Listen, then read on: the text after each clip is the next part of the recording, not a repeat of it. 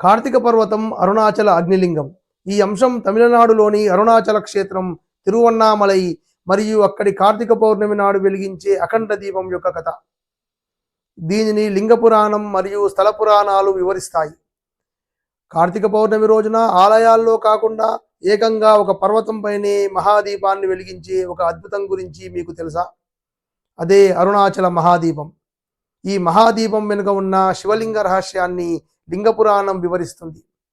పూర్వం బ్రహ్మ విష్ణువులలో ఎవరు గొప్ప అనే వివాదం వచ్చింది. ఇద్దరిని శాంతపరచడానికి శివుడు ఒక అగ్నిస్తంభం రూపంలో భూమిపై నిటారుగా నిలబడ్డాడు. బ్రహ్మ దాని శిఖరాన్ని, విష్ణువు దాని మూలాన్ని కనుగొనడానికి ప్రయత్నించారు, కానీ సాధ్యం కాలేదు. అప్పుడు వారు శివుని గొప్పతనాన్ని అంగీకరించారు. ఆ అగ్నిస్తంభమే తరువాత కాలంలో అరుణాచల పర్వతంగా మారిందని లింగ పురాణం చెప్తుంది. ఈ పర్వతం సాక్షాత్తు శివుని యొక్క అగ్నిలింగ స్వరూపం. ప్రతి కార్తీక పౌర్ణమి నాడు శివుడు తొలిసారిగా అగ్నిలింగ రూపంలో ఆవిర్భవించిన రోజుకు గుర్తుగా ఈ పర్వత శిఖరంపై భారీ మహాదీపాన్ని వెలిగిస్తారు.